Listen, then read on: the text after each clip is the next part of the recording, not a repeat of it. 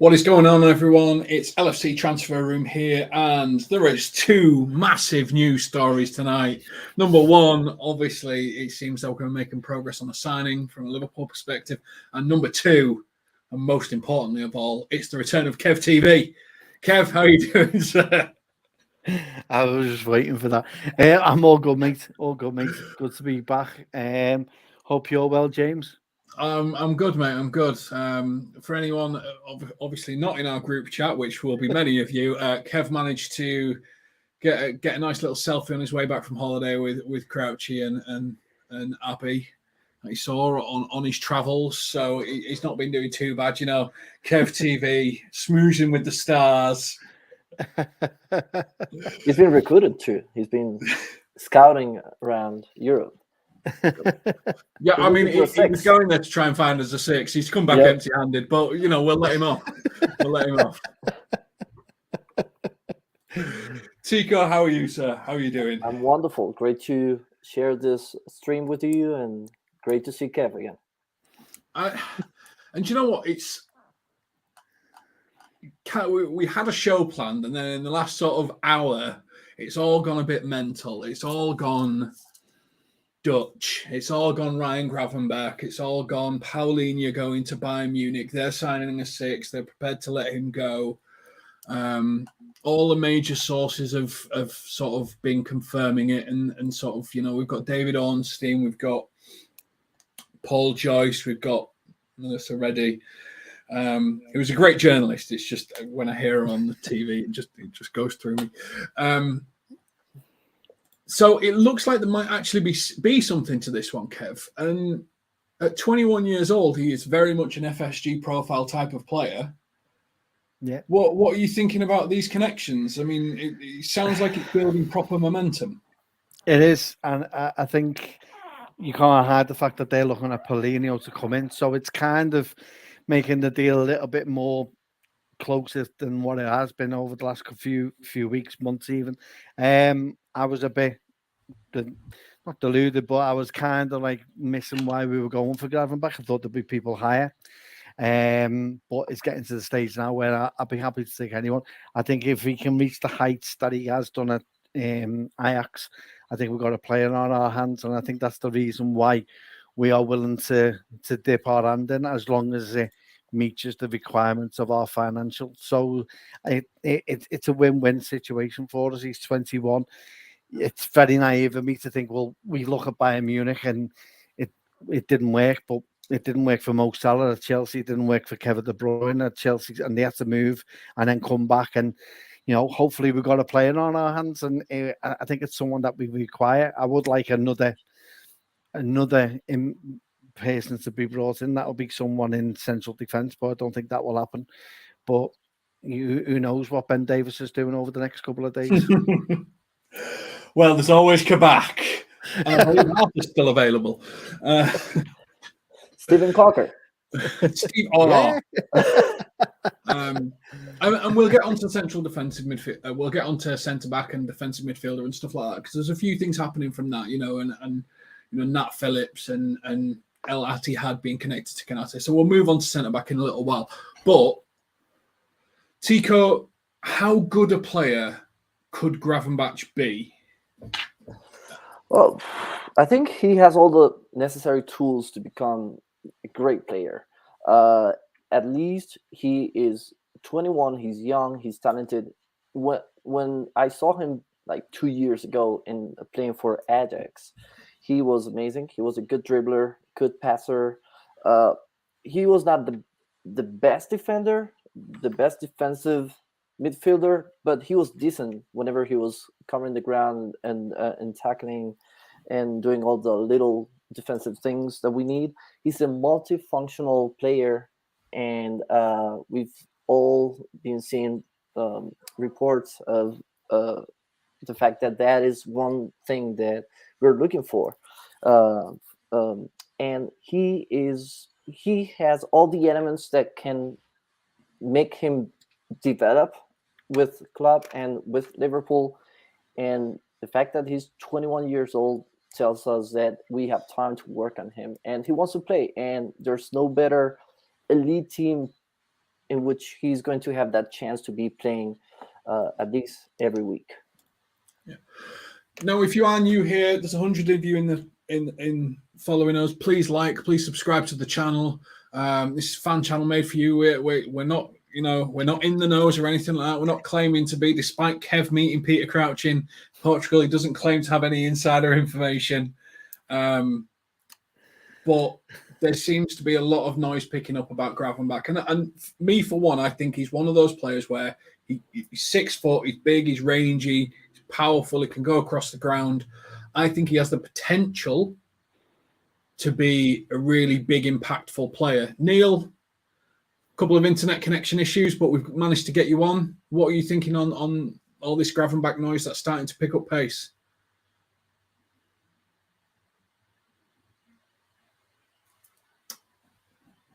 You're on mute. I'll mute you. Can you hear me? Neil's still having technical issues, but as LFC Transfer Room here says, 6'3", tall boy. That's what you need sometimes in midfield, isn't it? You need some sort of intimidation, don't you, Kev? You need some sort of big and powerful player. You need someone maybe with a better internet connection than Neil. Who's inside the ground. So obviously the Wi-Fi is being replaced by us buying in Gravenberch. So, God help me when I go to the next home game. But no, I think we've missed that kind of physicality in the middle, in that middle of the park. And someone with that kind of, who's tall and has the attributes to play there, is what's been missing for us since possibly, I go back to when we had the likes of Mascherano in there. Do you know what I mean? You just want someone who's got a bit of bite and something about them. I think the game, when the physicality of the game, and I've alluded to it many times, especially against Villa, we missed that kind of physicality in the middle of the park and someone who was big enough to deal with it. I think it's worthwhile to have someone of that kind of size in there, not only for the duels, but also, heading ability and stuff like that. So there are a lot of things and attributes that Ryan can bring. And hopefully, he comes in and does a decent job with him and Endo as well.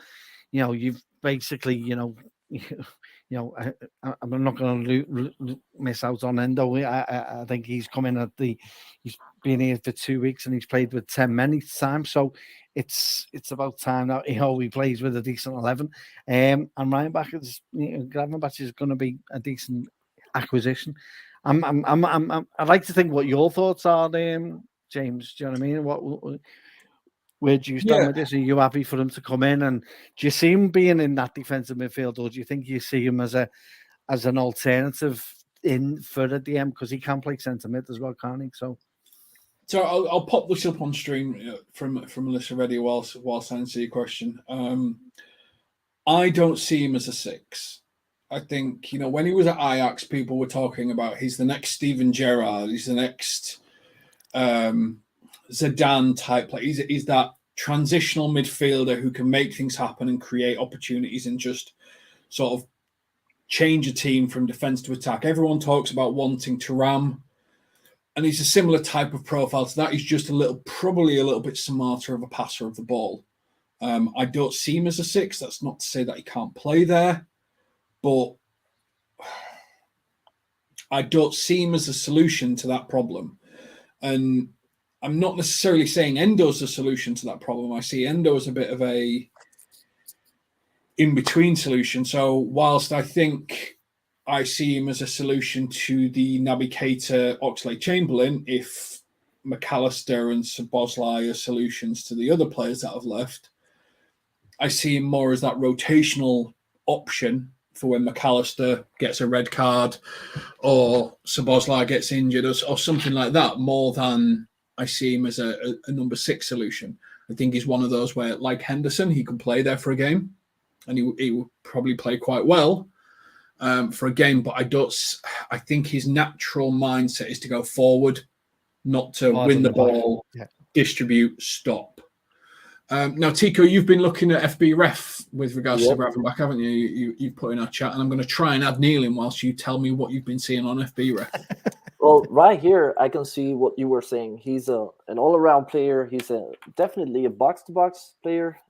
I can see him playing as an 8, and you were right. He's definitely a progressive player, and the way he plays his passes and the way he moves forward. Whenever he gets the ball, he's always thinking about going forward. And I don't personally see him as a 6. He could play there though, as tackling his defensive stats in the last 365 days. His tackling was good, 2.69 per game, interceptions 1.29 per game. He was good defensively, not the best, not a DM kind of player, but he is a great box-to-box profile, as I said, multifunctional kind of player that we need. His progressive passes were very high, 6.67 per game, and he is great at dribbling. Successful take-ons, 1.4, and he can also shoot. His shot creating actions were 4.33 per game. That puts him in the 96th percentile over the last 365 days, in which he hasn't played a lot. I recognize that, but I do remember watching this play for Ajax like 2 years ago. He was great. Last year, he only started, I believe, 3 games for Bayern, and he did come on as a substitute quite a few times, around 20, 25. I don't remember right now the exact number. But this guy, I see him as a rotational player, but in the future, he could become an everyday player for us if he develops and gets even better than what these numbers are showing right now. Neil, are you there? I am. Many apologies. Yes. Reboot the router. So apologies for that. Don't worry. The most important question, obviously, now we've got Kev back. That's great news. But Gravenberch, what are your thoughts on him as a player? Is he solving the 6 or is he solving the backup problem? I really like him because I think he's got. Yeah. I like him. I don't think he's a 6. I think he could play in a double pivot. He's got some attributes that you see in very natural players. He glides past players when he's on the ball. He's good on the ball. I don't see him, as I say, I don't see him being that solution as an out-and-out number 6 unless Klopp's going to try and do something different with him. I think as I joined, you were talking about maybe he'd be a rotational player, and that would probably make most sense. Unless we are going to change the formation and we are going to play a double pivot. And when I say a double pivot, I don't mean with an inverted right back. I mean an out-and-out double pivot. So I like him a lot in terms of the attributes that he's got. He's young. I think there's bags of potential. If I had my way, I would still be signing an out-and-out 6 as well. And I wonder what we're doing here is we've got an opportunity, and I think maybe we're taking that opportunity to get him because we've liked him for a long time, and he may come along at a reasonable price. I've got a strange feeling that we still might make one more signing in the midfield. Yeah, and I mean, you say it's a reasonable price because you're talking about potentially what people were talking as, one of them players that's up there, generational type talent for 27 million, maybe if Ajax have got 7.5 million sell-on clause and all the add-ons and bits and pieces. The thing that throws me, Kev, is he's on 150,000 euros a week. So that puts him really high. That puts him Szoboszlai, McAllister salary-wise, which for a 21-year-old goes quite against our structure. People are expecting great things from him, but he's a year. He's the same age as Curtis Jones, actually, isn't he? Or is he a year younger than Curtis Jones? Something like that. Yeah, his development and where Curtis Jones has come from and now starting to get to. Yeah, Curtis Jones is 22.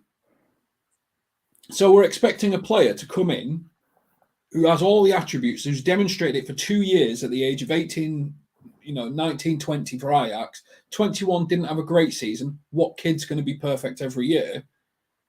It screams of opportunity, this, more than it does forward planning. It does. It does. But look at the time frame of where we're in. Got 2 days left of the transfer window. So, needs must.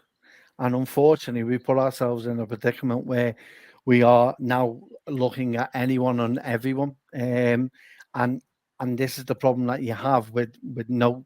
It shows the chaos off the pitch. It's showing in the fact that, of what we saw last season, where we just didn't know how we were going to play.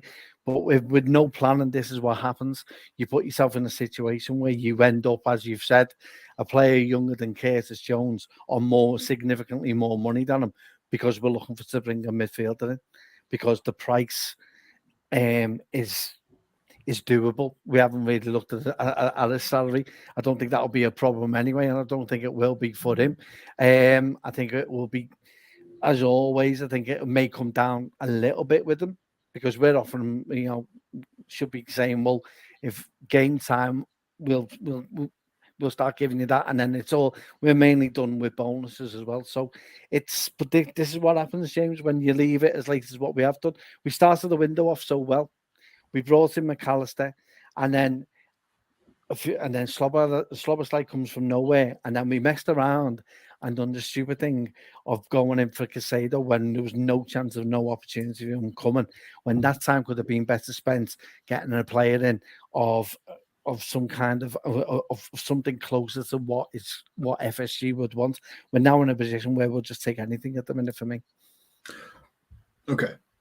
So I don't think he's an anything. I think he's an opportunity. But I'm gonna give you all some comparison data between him and Moises Caicedo, the £111 million man and the £25 million panic buy.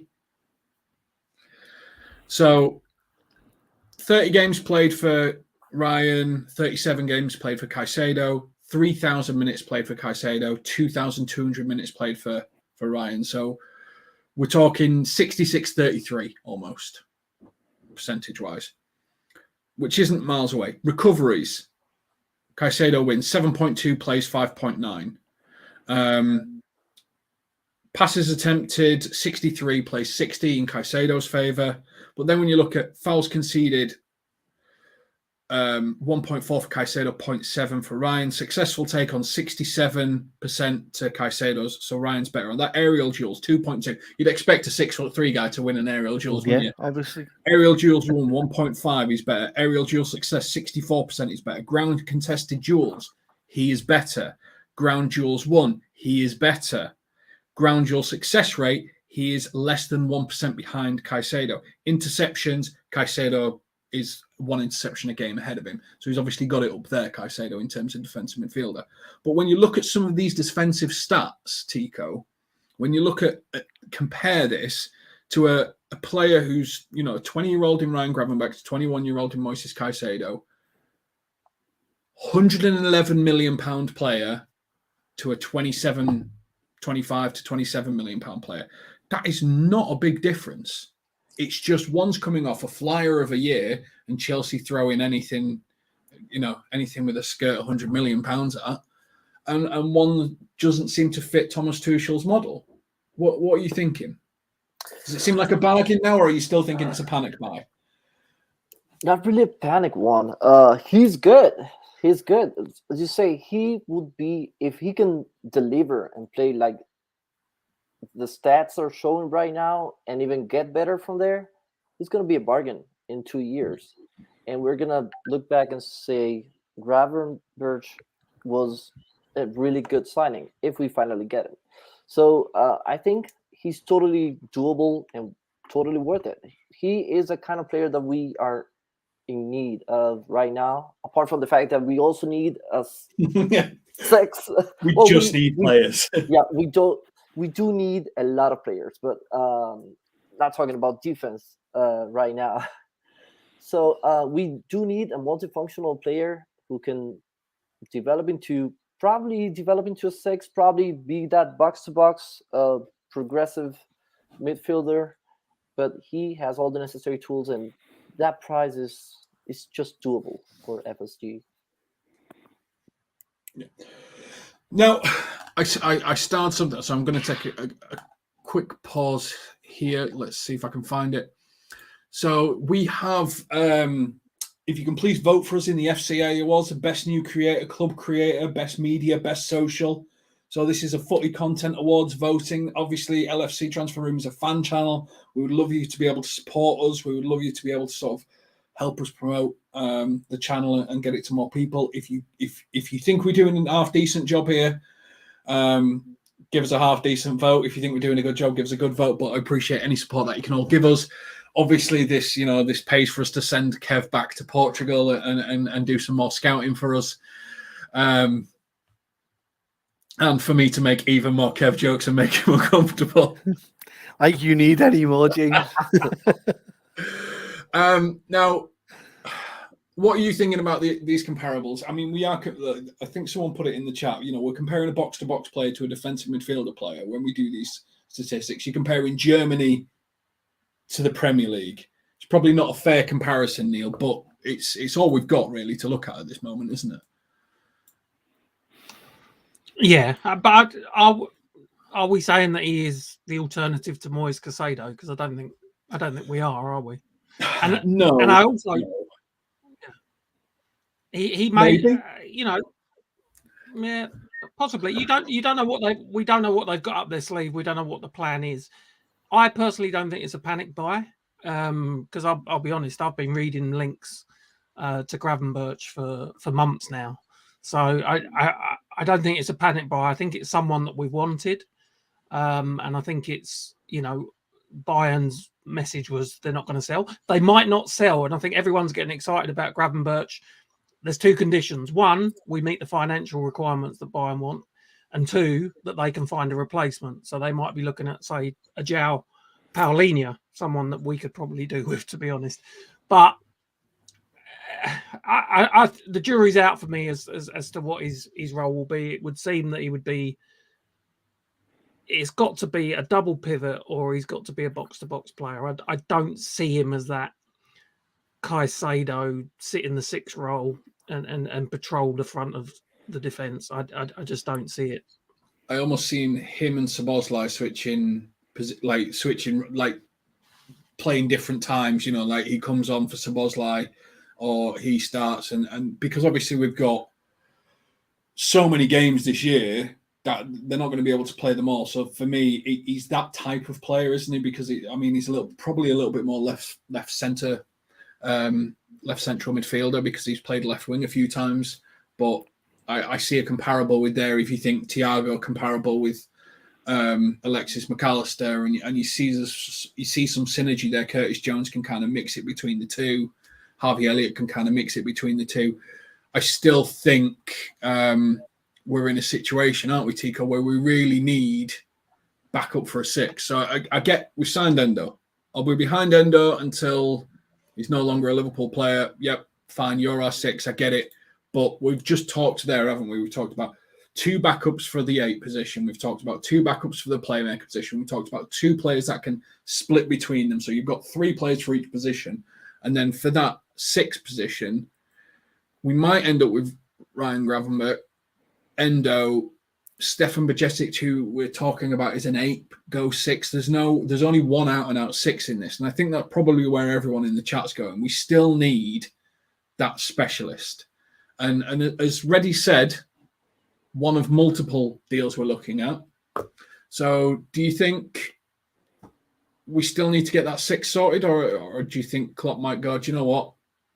Cards on the table, we'll make this work until January, and then we might bring in Andre or something like that, and that's how we're going to do this?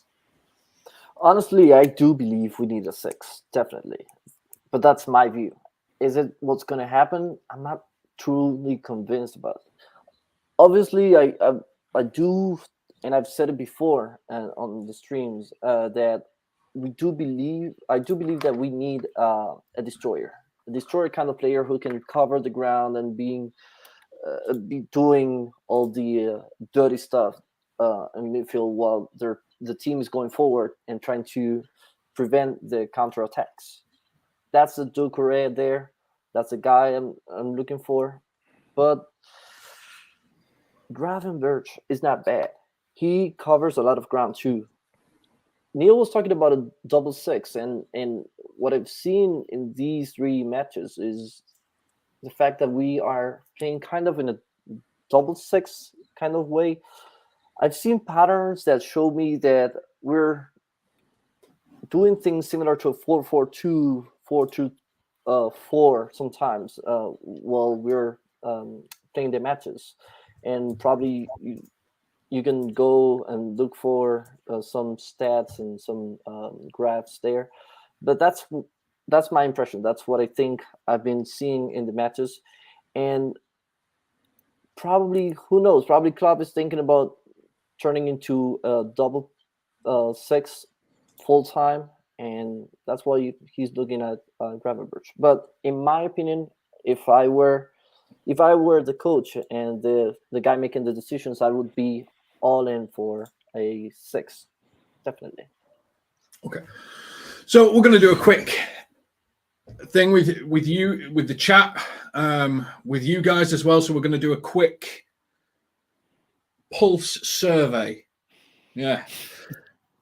There has been multiple 8/rotational / multifunctional players that have been linked with. I've seen someone put Matheus Nunes, 55 million. Thuram has been the one that we've been linked with all summer. Ryan Gravenberch's also one that we've been linked with. Of those 3 players, who would you prefer to see? Who would you have preferred to see Liverpool sign? Who is the one that you were like, this is the solution that we need out of these 3 players? So you've got Gravenberch, you've got Matheus Nunes, who we went to sign last year, and then you've got Thuram, who is the other one that we've been linked with all window, but it seems these wages threw it all apart. Now, Neil, I'm going to come to you first. And please put it in the chat.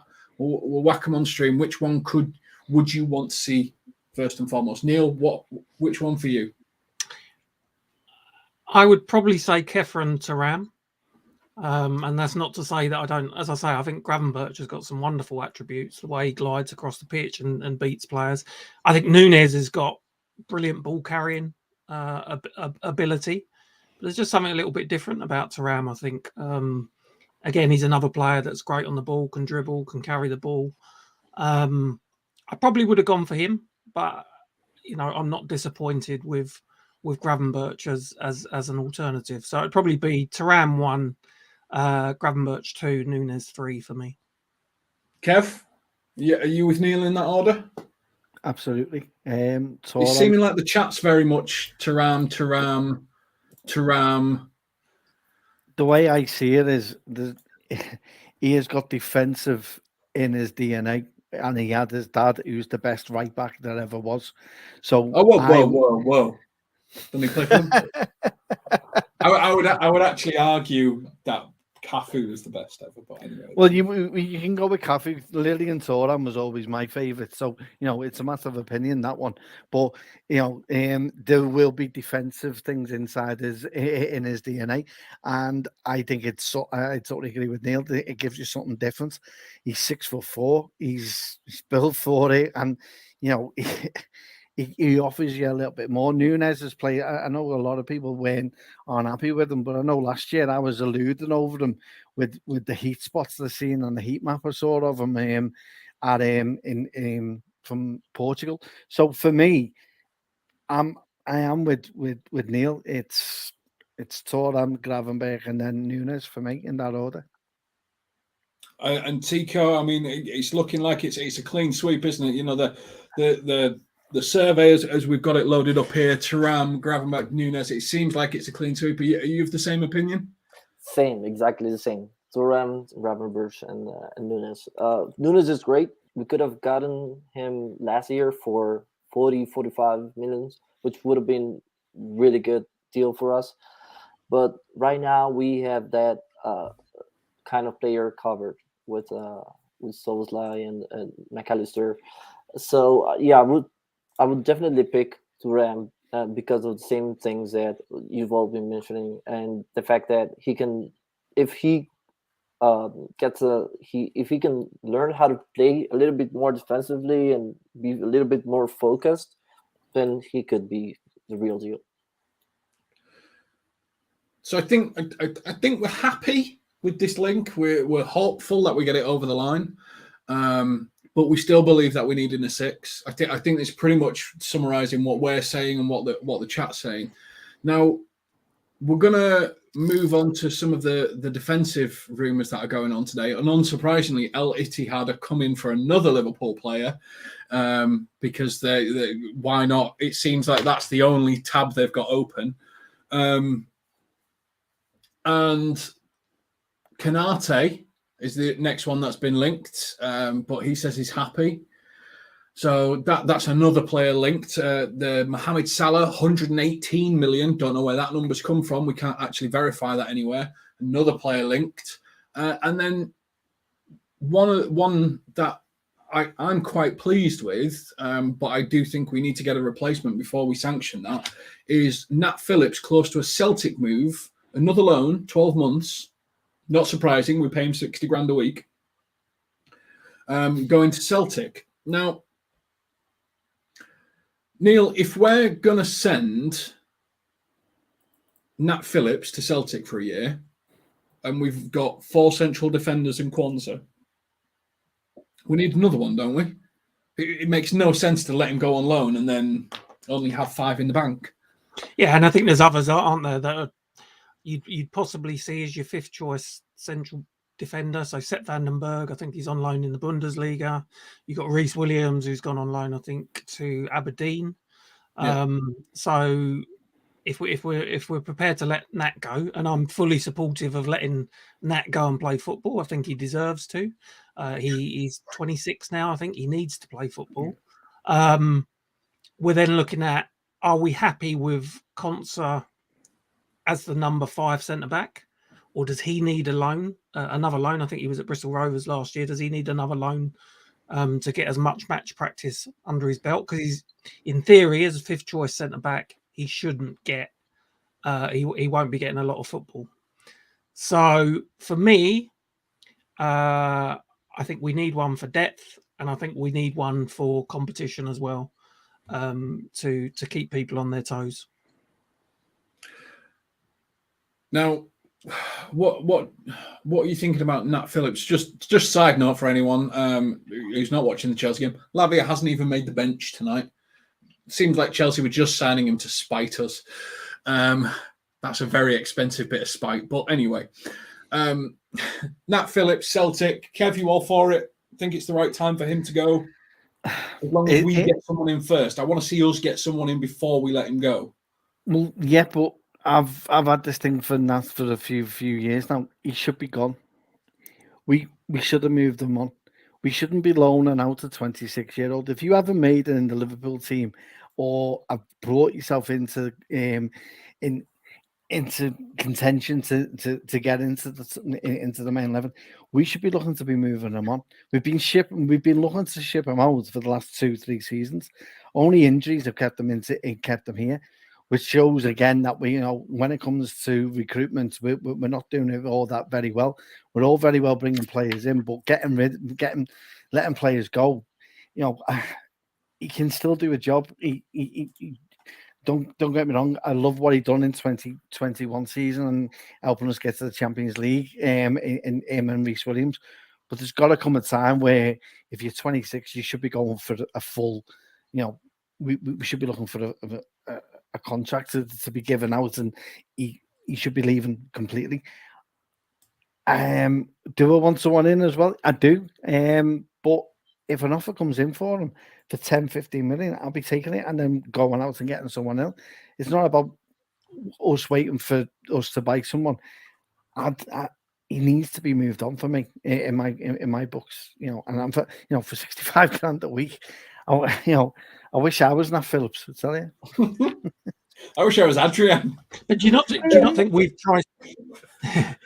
We've priced Phillips out of a move though? Because it looks like Leeds. I totally agree with you with that. Him. He did, but the thing is, it wasn't a come and get me kind of option of how much. We've set an amount for 15 million. Now we've seen other centre halves leave and come from the Championship up to the Premiership for going for silly money. How he hasn't been picked, I don't know, because his turn alone in the San Siro against AC Milan was worth at least 5-6 million of it. Do you know what I mean? So he is a decent player. Dare I say it, he'd be something that Everton need. He's consistent, reliable, and to play alongside Tarkowski, that's what he loves doing. He's a Burnley type of, or was a Burnley type of player for me. Just wants to head that ball no matter where it is. I would, it's madness, honestly. How he's still here, I don't know, but I feel that we've made mistakes with him, and I think Divock Origi was another example where when the players, they're not going to break in and be regular first team players, and when they peak in the role that they're paying for the club, that's the time that you need to sell. And I think we had a good offer for Origi, and we didn't take it. We could have got 20 million for him, and instead we end up losing him for, I don't know, did he go on a free in the end? And then Phillips as well, his stock was at the highest point when he came in during the injury hit season. Yeah. So I think it was 2020. Yeah, 2021. And I think his value's probably dropped since then, and we've probably lost the opportunity to get, 12, 15 million pounds for him. So now we're stuck in this position again where we have to loan him out because we didn't sell at the right time. I mean, Tico, to quote Die Hard 4 at you, he's a Timex watch in a digital age. Nat Phillips, isn't he? He's an old-fashioned centre-back when people want ball-playing, centre-backs. But as Kev said, Everton's, Burnley, even West Ham, when they were interested in him after the top four finished, Leeds were interested in him. There's clubs out there that want this type of fighter because they've got a ball player next to them and they want that balance of aggression and ball play. It shouldn't be difficult to find him a club, should it? Not really. I think Celtics would be a good pick for him, but they want him on loan. Hopefully we can get a permanent deal done, because I do believe we should have let him go after that season that he played. I think it was 15 Premier League games, the season of the season of the injuries, and he's an old-fashioned kind of center back. He's not the kind of player that we, as Liverpool elite kind of defensive players, need right now. He's not good on the ball, but he's got great aerial attributes, and he is good winning the ball, but he's so slow and he cannot play for our team. We should let him go, and we should have done it like 2-3 years ago, honestly. What you were talking before, I do like Kwanzaa as a fifth option for Liverpool. He's got all the right elements to grow, and we saw him last week on the weekend. We saw him when he came on. He was great. He was decent, and I remember the action in which Elliott passed the ball to Nunez, and he couldn't finish it. He did great in that play. He just the progressive pass that he played right there was amazing. So he has the tools. He has the confidence. I see it when I see him play, and he can grow. He can grow in Liverpool as a fifth option, fourth option. Now thinking about Gomez playing as a right back instead of a center back. And if we're going to bring a center back, I do believe we need somebody who can challenge Matip and Konate, who has the kind of attributes that you think, oh, this could be a regular player in the future. Yeah, I kind of get you. I mean, this is where I'm at. Like, I think Kwanzaa's showing great potential, but we've got three right centre backs in Gomez, Matip, and Konate that do pick up knocks, and we had a really bad year, things like that. Now, if people keep saying they want a left centre back, and we're 25 likes of 100, so if you are new here, please like and subscribe to the channel. But we're people saying you want to buy a left centre back, but look at how difficult it was for Spurs to sign a centre forward when they had Harry Kane. Your left centre back currently is Virgil van Dijk, and so like people are talking about campaign, stuff like that, you're not gonna delodge Virgil van Dijk. I think Joe Gomez being the backup to Virgil van Dijk actually makes a lot of sense because he can play right back, play right centre back, and he can play left back. And I think he's played well at left centre back the 2 times that he's done it, once in pre-season and the last game. But I just saw Jamie. I was trying to make a serious point there, and then I'm turning this into a thing. So, whilst I do think we need a centre-back, I also think we need maybe a right centre-back, because I don't think we play 3 at the back. And me and you, Neil, had this conversation last week, so I'm not going to go into it again. What type of centre-back do you think we need? Right back, left centre-back? What are you thinking, Neil? If we let Nat Phillips go? Personally, I would like a left-footed central defender and one that could play left back maybe as well. So I think someone like Arthur Tiet, I think Hincapi, I think they're players that can play in both positions. We don't have a left-footed central defender, so I don't think that's that. I think to add someone with a left foot is not a bad thing. I think you're right; it's going to be difficult to dislodge Van Dijk, but if you've got someone that can play left back as well, then you might create a bit more competition for Robertson, because I think it's obvious that we have a clear pecking order at left back. So possibly we could look to let Costas go, and I like Costas, and provide some real competition for Robbo at left back. So I'd be in favour of that. I don't disagree with you about Gomez. I thought he actually played left side centre back when he came on, and he did well. And he actually started his career for us as a left sided fullback when he first came in. So I'm not against that. But as I say, I would prefer the left footed option, but someone that's dual purpose and can also cover left back as well. I tend to agree with Neil here, Kev, because I think there seems to be a lack of trust in Costas nowadays, because you don't see him come on. He used to come on every game and replace Robertson for a bit, but we're not seeing that anymore. When we 5 subs, you think you'd see a little bit more of Costas Tsimikas, and I think maybe a left centre back. I think that's why they wanted Colwell, wasn't it? That left back, that left centre back. If we did ever want to go to 3 at the back, you've got an option. You don't really have that at the moment. But at the same time, I'm thinking we could really do with a right back. If we're going to play a double pivot, you could put Trent in a double pivot with another defensive midfielder, like a McAllister, and it would work quite well. Where are you at in terms of defensive solutions? Sorry to make this an easy one for you. I'm in Neil's camp for this, and I've been for a while.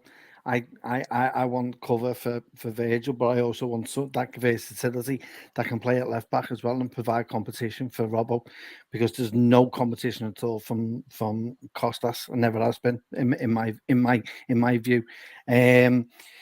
He's a liability waiting to happen every time he comes on. He's cost us goals in many games. Brentford away, when last season was it, where he played 45 minutes. In the first 45 minutes, 2 goals were down to him and came down his side.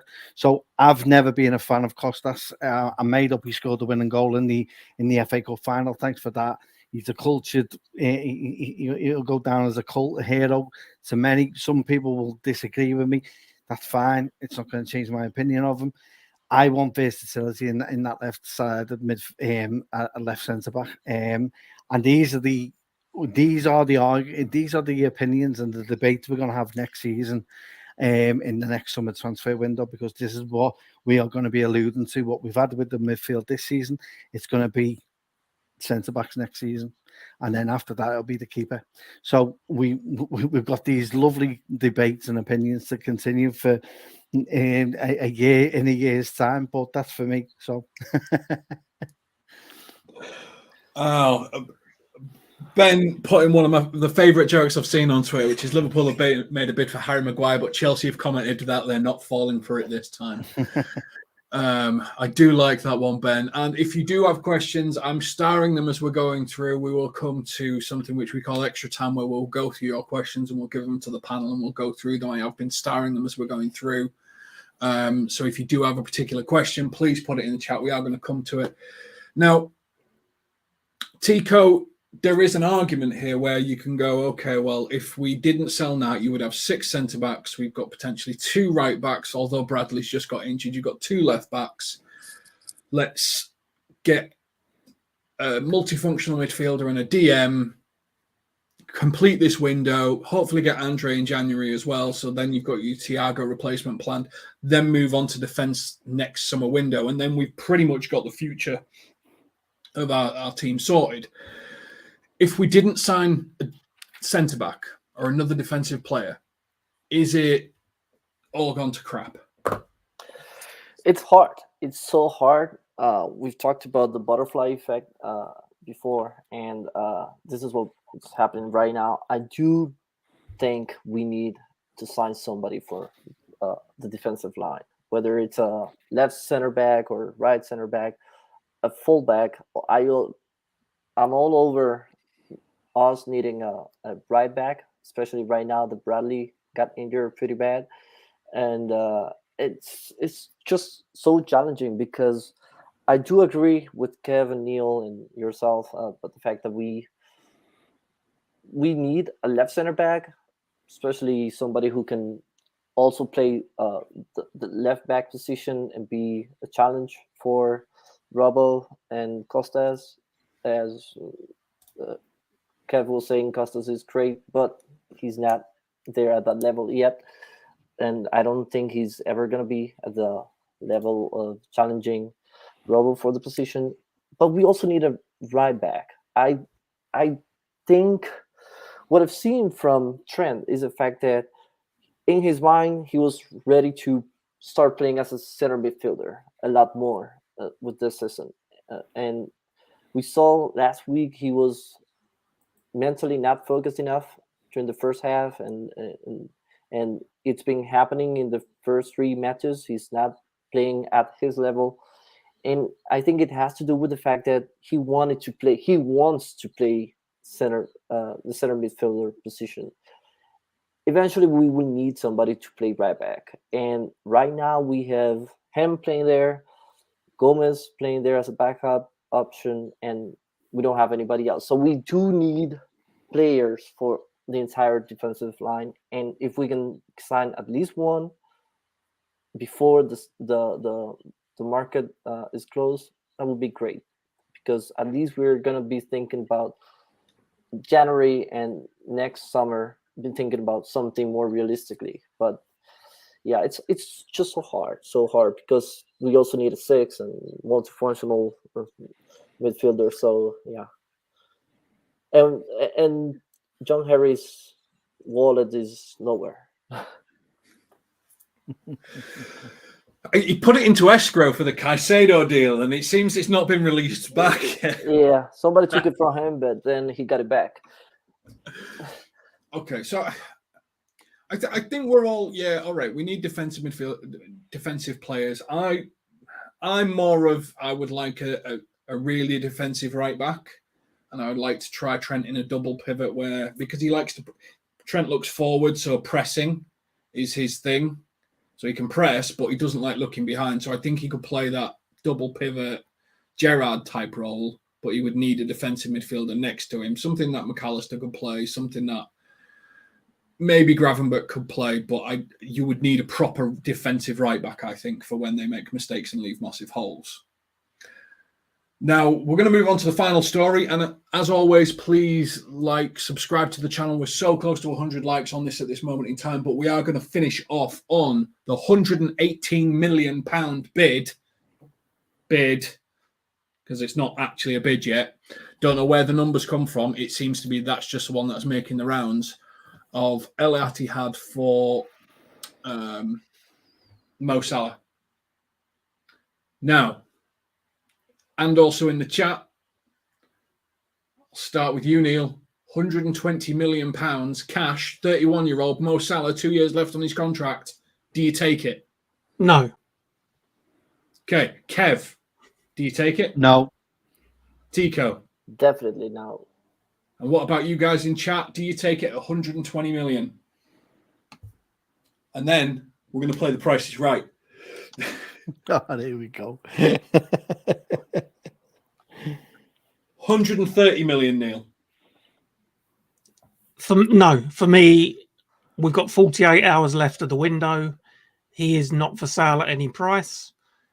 If you want to do a deal, everyone's got a price, Neil. If you want to do it, yeah, but time. We don't have time, which is the issue for me. 120 million for a 31-year-old player, even though it's Mohamed Salah, is a very, very good price. Don't get me wrong, but we don't have time to go out and replace him with the one or two players that we might need to replace him. So he's not for sale at any price for me before the transfer window closes. We have the problem that the Saudi window stays open until the 20th of September, so we're going to have an uncomfortable 3 weeks, I think, until that closes. If they want to do a deal further down the line, fine, but we do not have time to even contemplate any offers now. 100 million, but he goes next season. Then I'd as a 32-year-old, you have to consider that, and then you've got time, which is the valuable asset here, to think about your succession plan and how you're going to cope without him. Whether you're going to look for a like-for-like replacement, very, very difficult, or whether you're going to look to change the way you play to bring in some different players. So that would be something that I'd look at from an economical perspective, but for now, no. So we're getting close. We're getting close to Neil selling him. Kev, 150 million, and we will sign Ansu Fati from Barcelona right now. No, absolutely not. Ansu Fati is a right-footed player, and if he wants to replace Salah, we need a left-footed player playing on that right-hand side. The only way I would sell him now is if we got the Napoli player 77, could Shire and bring him in as an alternative. He's the only one, or Leroy Sané, who can play that Mo Salah role, and I think could do it justice. But for me, it would have to be Shire for the age, for the ability of what he could do. That's who I'll be bringing in. But anyone else you mentioned, not a chance.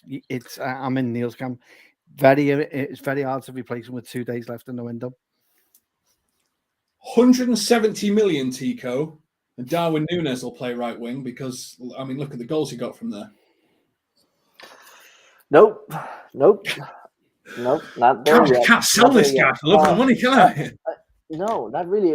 Darwin Núñez, he is so good, and look at what he did on the weekend. But he hasn't played that position for a long time, and we don't know what that will become in the future. So no, there's no player right now that I can see coming in and playing the way Salah has for us, or at least close to that. So yeah. Having said that, I think when we're talking three figures next summer, and you've got a full summer to plan, from the sounds of things, that's where we're all going, well, actually, maybe there's a conversation, because obviously there's a chance he wants to play over there. There's a chance he wants to be involved in that league, that's connected to sort of the Egyptian culture and stuff like that. I think, and he'd only have 12 months left on his contract. So there's a chance that people will be more open to that conversation. Kev, you still look stonewalled. No, he's staying till the end of his contract. You can never say never with Mo, and I'll be honest, there will come an option where he will. He is the face of Saudi football. I can just see it now, and it's a matter of time for me. But yeah, for me, it's hard to see Liverpool without Mo Salah, and Mo Salah without Liverpool at this present moment in time. But every player is replaced at some point, and no player is bigger than the club. So at some point he will go. Sadly, if that's the case, then I want the most we can get for him. And if that means next season he leaves, then he goes. And we use this time to find the alternative. I agree with Neil. It's very hard to replace him. And it then poses the question, do you change how you play and the formation and the style you play? and change it completely now that the old three have now left. I completely agree. By the way, I'm just saying this to be, like, I know, James. What price would you sell them for now, then, James? Is there a price at this present moment in time? At this present moment, Is there a price that you go, yeah? If the number, like, and you said the perfect player, which is Kashvili at Napoli. If they said, here's 180 million, and I got on the phone straight away to Napoli and went, I'll give you 100 million, and they said yes, I would probably do the deal. Because it kind of makes sense. Yeah. He is the one. I know Leroy, it's been mentioned in the chat. I know Leroy Sané is old, but he has played that position of the right midfield in a similar sense in his days. But for me, the only, if you're looking at it now, it's only that Napoli number 77 for me, who I can't pronounce. I think the truth is, though, you've got. Go on, Neil. I was going to say, so as fans, I think it's fairly unanimous that us four all think we wouldn't entertain any offer now. I think that's unanimous in the chat as well. Yeah. But the people that count, do you think there's a possibility at 118 million, 120 million that they might think it's too good to turn down? Potentially. I think there's a if you were to look at it without fan eyes and you were to look at it from pure economics, there's a conversation to be had. I think if you think about it properly, Ben Doak is he needs another year's development, probably in the first team, before you'd know whether or not he's got the ability to step up. I think what we saw with Darwin Núñez is actually, as much as he's right-footed, with the touchline and the ball that side and the defender to the left of him, he's actually more confident on the ball. I think him coming in just doesn't work. And he seems to hit the ball so hard that he can shoot from the right-hand side of the box. So there's an argument that maybe Núñez could develop into that role. But you're not going to know without a full season with Salah being at the club. So you are taking a huge economic gamble for very little return. If anything, it could only be a downside because you can't replace the best right winger in world football. You can only try and gamble to find the next best right winger in world football. And so it seems like an economic risk. And it seems like you'd be going for top four, not for the title. I think that would be my view on it. What do you think, Neil? Have I answered that right? No, I agree with you. And I think it would just be another position where we leave ourselves short. So I think we've had a conversation about the defenders, and probably we said, we'd all like a defender, but probably ideally we'd want two. We'd want one that could play on the left and one that could play on the right. I think we've also agreed that we would like another number 6 in midfield. So if you even consider giving him away without signing a replacement, it would just be another area where we leave ourselves short. So it's not just about the fee, as you say. There's a whole number of factors that need to be considered. But I think it would be a very, very bad and a very, very unpopular decision at this point. Absolutely. Yeah. Oh, and Zia, I completely agree we don't have enough for the title now, but that's the point, isn't it? If you start making more restrictive decisions, you are going that. If we sign Gravenberch, if we sign a 6, maybe we have got enough if we have a good run with injuries. And there's where the question starts to come. At what point do we have enough? How many signings do we need? When you start taking signings away, you definitely don't have enough. Because I don't think we've seen anything of Liverpool so far this season. Because we've played with 10 men for pretty much, a third of our games. So we don't know how good we're going to be. And that's one of the things that we need to assess. Now, we're on 59 minutes, so we're going into extra time to go into some questions. Helior, Kev, at this time, in fact, no, I'll go with you, Tico. Helior at this time would take anyone's grandma on wheels. Just look at the numbers on cards in the Premier League and the stats for injuries, all-time high. Add the impact of more minutes than ever. We're in a situation, I think we looked at the club list, Liverpool have 23 players, and the top club's got 31 registered players. At this moment, we need bodies, don't we, Tico? Of course.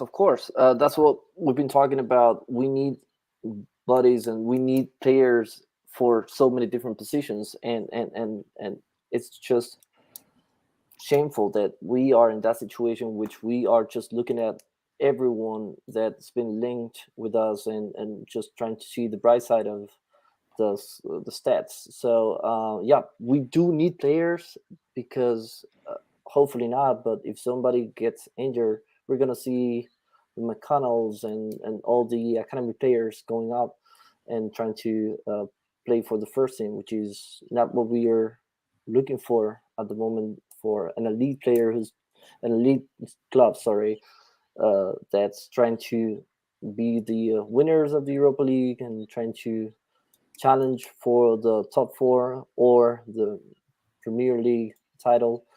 So yeah, we do need players. That's I think it's the best summary of what we've been discussing here.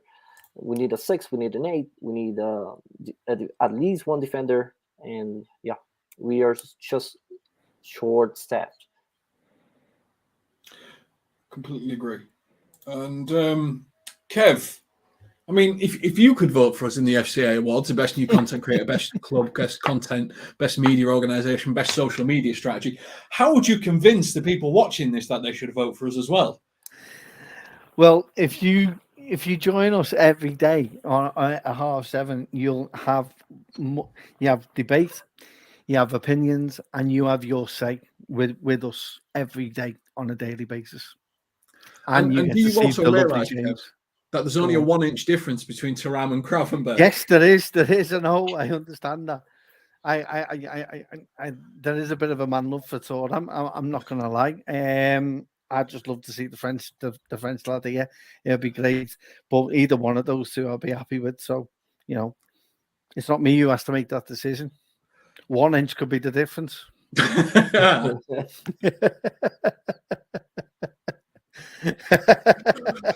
me a minute. Neil, would you swap Matip for Tiate from Rennes? So this is an interesting one because it came out of a report, and it wasn't actually to do directly with the links to Tiate. It was actually Rennes were looking for Matip as a possible replacement for him, and obviously he's been linked with us. I think it gives us our left-sided centre back option. Is a 23-year-old player. Joel's got 1 year. I love him, but he's got 1 year left on his contract. He's probably on the decline, and it'll be our last chance to get a fee for him. So I think there's a lot of things that would make a deal like that positive for me. So I probably would look to do that. It would. I think it would be Matip plus 15 million or 20 million, I suspect. But yeah, I'd be in favour. I think Matip's one of the best defenders in the world in terms of taking the ball out of a defensive position, but I'm not necessarily sure that that's how we're wanting to play moving forward with our centre-backs, considering we're sending Trent into that central position. Tico, Tomori, as much as he's right-footed, he plays left centre-back. AC Milan, English player, so would take an English national position. Would he be type of centre back that you'd want to see Liverpool sign? When I saw this on the chat, I agree. I would like him to be a backup option, depth for our team. He's got the experience. He's English, and he can play, I would say, left center back and also right center back. So he could offer that depth that we need in the position.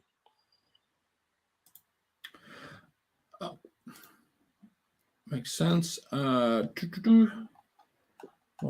I don't know. I had one lined up for you, Kev. I had a great one. I bet you did. Chelsea are buying these very young, impressionable players to sell them to Saudi eventually. It's so obvious. Do you think that Chelsea are playing a game of moving money around and finances? I mean, they might have no option but to sell them to Saudi in the not too distant future, because if they go down in value, their only option is to start to flog them to that market, who may pay a little bit more for them. Because we won't go into Chelsea's finances. We'll save that for another stream another day. But Cole Palmer's the new one that's been linked, isn't it? Another right winger after signing Noni Madueke. They're trying to sign all these young, exciting talents, but seems to be a lack of strategy. Then it seems to be. It seems to look that way, but I think Liverpool are doing it at a younger age as well. We're trying to sign as many of these young potential players for the future, so we don't get into the position that we have done when it gets with homegrown players and trying to buy them off other clubs. And it leaves you in a very good position, like Chelsea have always have, of selling players, and it's a part of the transfer window that we don't do well at and don't excel at, which is selling players on, and to the level of what Chelsea do. Chelsea do this for an end product, and do it and see them only solely as assets, and then we'll loan all these players out for an astronomical amount of fees over their lifetime that they're at the club, and then sell them for a huge fee.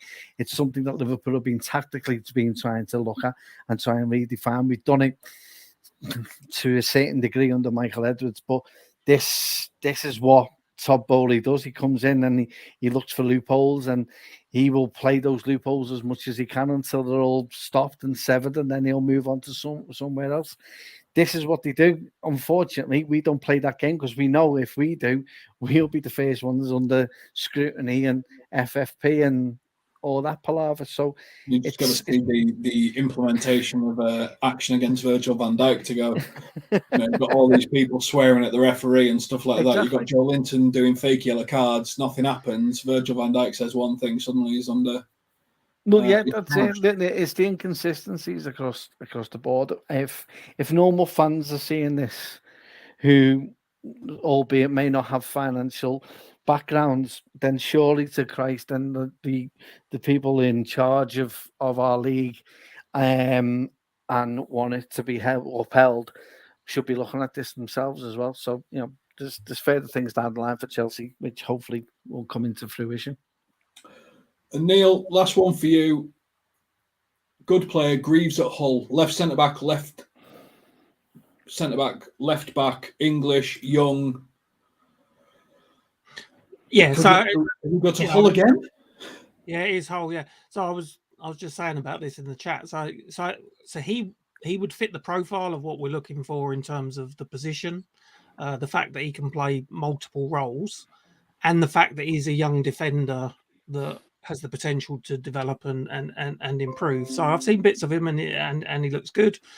He's also got the homegrown element, which is a bonus as well. So I wouldn't be against a signing like that. I think there was talk of Jared Branthwaite, who's now back at Everton after a successful loan spell at PSV. Similar sort of player, left-sided, and young and English. So Greaves, I think it's someone that a lot of people have touted his name about, and he's certainly very highly rated. So if it wasn't us to make a move, I wouldn't be surprised to see another Premier League club make a move before the deadline. I do think if Liverpool were to make a move for a player like Greaves at the moment, most of the Liverpool Twitterverse would refer to it as a panic, Ben Davies type panic signing, despite the fact there's so many good stats about him and there's so much good about him. But that's probably due to Liverpool's inactivity until the 11th hour in the window more than it is a reflection on the player.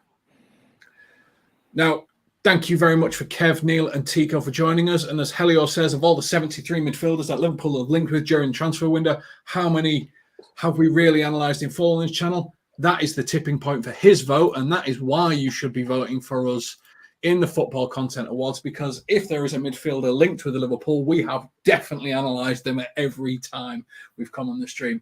Thank you very much, Kev, Neil and Tico. This is LFC Transfer Room. Make sure you vote for us in the Football Content Awards, and we will catch you on the next one. Take care.